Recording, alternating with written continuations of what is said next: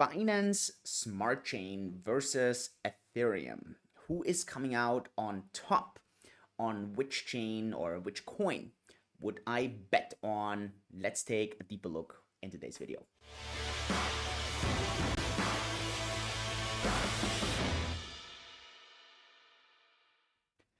Hey and welcome to today's video. My name is Julian. On my channel, it's all about making you crypto fit. I discuss the beautiful world of decentralization, blockchain, cryptocurrencies, most of all Bitcoin. But today we talk about two alternative coins, altcoins. Namely, we're going to talk about BNB, the coin from Binance, Binance Smart Chain, and Ethereum, ETH.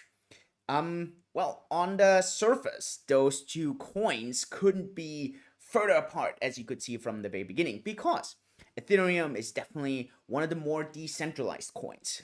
There's no company behind it. Yes, there's a foundation behind it. It's one of the oldest substantial blockchains. It's number 2 on CoinMarketCap.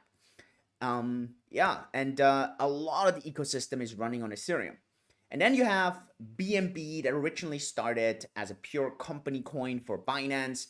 Then it started with its own blockchain. And now there's like an additional kind of part here with the Binance Smart Chain, which kind of replicates the Ethereum virtual machine where all the smart contract executions are actually happening. And so the question here is, why did the Binance Smart Chain gain such a popularity, especially at the beginning of 2021? Obviously, why did this reflect in the price that much? And what do I believe is going to happen here in the long term? And that is exactly what I want to discuss here. If you're completely new to the channel, click the subscribe button, click the bell icon so you don't miss any of those analysis. On the one hand, various projects, but then at the same time, daily action. If you're back again, hey, do me a quick favor, give me an upvote. The channel really loves this. The YouTube algorithm loves that. And I do all this stuff for free. And so you're just going to benefit from that. So that would be very nice. With this, let's dive a bit in. So Ethereum has this proof of work concept, mining. They try to get into staking. Obviously, they have now 2 parallel systems. One is mining, one is staking. And at some point, they're trying to kind of merge those two together. Binance, on the other hand, is very, very centralized when it comes to their consensus. On the one hand, no one really knows how many BNB Binance controls. It is a company coin at the end. And at the end, Binance burns those BNB at their discretion. There's no real formula. People try to estimate how much they burn. But so obviously that does derive some value into the chain. And you have those 21 validators that, people in theory can kind of vote on, but practically speaking, it is relatively centralized. Block times, obviously 3 seconds on Binance Smart Chain, and Ethereum has about 15 seconds, 12 to 15 seconds. From a functionality standpoint, though, now it gets very interesting. CC, the CEO from Binance, did something very interesting. He went and he created those bridges where people have a very easy way in porting over projects from Ethereum into the Binance ecosystem. And you might be wondering, why would anyone do this? Why would anyone want to leave the second largest blockchain with Ethereum, one of the largest developer ecosystems, large liquidity in there? Why would someone want to leave? And the answer to that is, at the same time, the entire reason on this rise that Binance has seen, and it's fees. Ethereum fees are absolutely ridiculous. If you're trying to do any reasonable transactions, the fees of sometimes $50 to $100, they're just eating up everything. And many projects, many people sit there and they say, look, sorry, Ethereum is just not usable. And because the Binance Smart Chain is compatible, I can port my project over and I can pretty much do the exact same thing because everything is compatible that I'm doing on Ethereum on Binance. And on top of that, I have Binance as this large promoter behind what I'm doing. I have an easier chance in getting listed maybe on Binance if I'm not listed already. I have an easy chance in getting more exposure, getting more people. And so we have seen this, and more projects have either insinuated that they're going to shift over or actually have come over. And that is a very important part. Now, I get it. BSC is not decentralized, or not as decentralized as Ethereum. And there are obviously risks associated with that. But on the other hand, the question is always, do you need the same kind of decentralization that you have on Ethereum? And guess what? The market is always right. And the market in this case says, no, you don't. And Binance has seen this meteoric rise because of that. Because more and more projects, more and more people were just fed up with the entire fee structure and just said, let's shift over. We have a marketing powerhouse. I can do exactly the same things. Yeah, sure, it's not as decentralized, but who cares?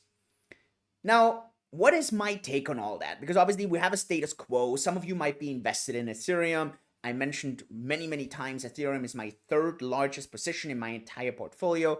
Bitcoin is number one, DeFi chain, DFI is number two, Ethereum number three. And actually, BNB is my fourth largest position. And it obviously because of this rise. And it comes from me being a large Binance affiliate. And obviously, as an affiliate, if you stake a certain amount of coins on there, you are actually being incentivized. So obviously, those coins are now, well, worth more, way more than when I bought them in 2017, of course. But the key question now is, you sit there and you say, hey, should I keep hodling my BNB? Should I keep hodling my ETH? Should I be selling? Should I be buying more if I'm not in there? Let me, maybe before I give you a bit of my answer, let me know in the comments what you think about this. Let me know if you would be selling, if you'd be hodling, buying more ETH, BNB. Let me know in the comments below. Would be quite curious what you think. Now, my take on all that is that I personally actually believe both projects are going to be extremely successful going forward. And the reason for that is that Ethereum will have to fix their fee problem. If they don't, they're really gonna have a struggle. And hey, just today I met with an Ethereum miner here in Singapore, and he told me that he thinks 60% of the miners on Ethereum are totally unhappy with the fee proposal, with the EIP 1559. And that is an issue, and I get where the problem is coming from, because one thing that's painful for the users is obviously beneficial for the miners. And so he says, hey, maybe there's a miner strike, maybe there's a fork, right? So there are some darker clouds on the Ethereum horizon. But to be honest, I think they're gonna work it out somehow. As soon as Ethereum works it out, to me, there's a bit of a less interest to be on the Binance Smart Chain, because at the end, the Ethereum ecosystem is a magnitude larger. But again, it doesn't mean that because of that, Binance is gonna struggle or BNB is gonna struggle. It might just mean it has less upside. And who knows what the kind of rabbit CC pulls out of his hat and can market to the community. I think they just announced some special staking. I didn't look into the details yet. I just saw it on Twitter. So they just announced some special staking, and let's see what that does and what that does to the interest for BNB. So to me, this discussion that I see a lot on Twitter, and again, jump in. Let me know in the comments what you think about this. But this discussion about Ethereum versus Ethereum versus BNB, and BNB is gonna take over Ethereum. Sure, it's possible BNB does that, but the odds of that are, in my opinion, just more in favor of Ethereum and not so much in BNB, for the very simple reason of its size. But again, that doesn't make one investment worse than another. I think both have their charm, and both are insanely valuable when it comes to what kind of ideas they bring to the entire system. And the funny thing is, they couldn't be further apart from each other, because Ethereum and BNB are very different, and that's just interesting. So that is a bit of my take in this. I hold both coins. I own more ETH than BNB, and that has just been based on size as well. I mean, I bought my first ETH at $8. Obviously, now it's about 200x. So yeah, it's been insane. I bought my first BNB. I can't remember. I think it was still in the single digits, but maybe it was lower double digits. Can't remember.